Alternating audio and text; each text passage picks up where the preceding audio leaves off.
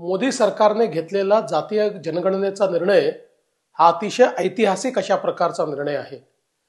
भारतामध्ये 1931 नंतर पहिल्यांदा जातीय जनगणना होते आहे।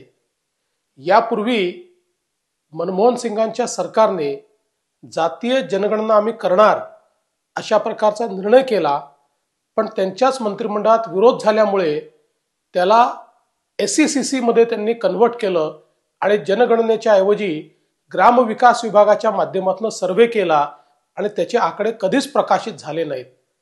त्यामुळे सामाजिक न्याय शेवटच्या घटकापर्यंत जर पोहोचवायचा असेल तर या जनगणनेच्या माध्यमातून समाजामध्ये कोण मागे राहिलेला आहे याचा एम्पिरिकल डेटा देखील येईल आणि त्यामुळे आपल्याला योग्य लोकांना योग्य सवलती देऊन या देशाला आणि सर्व समाजांना वेगाने पुढे नेता येईल।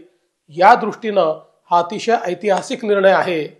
खरं म्हणजे काँग्रेस पार्टीने गेले अनेक वर्ष अशा प्रकारची मागणी होत असताना कधीही ती मान्य केली नाही।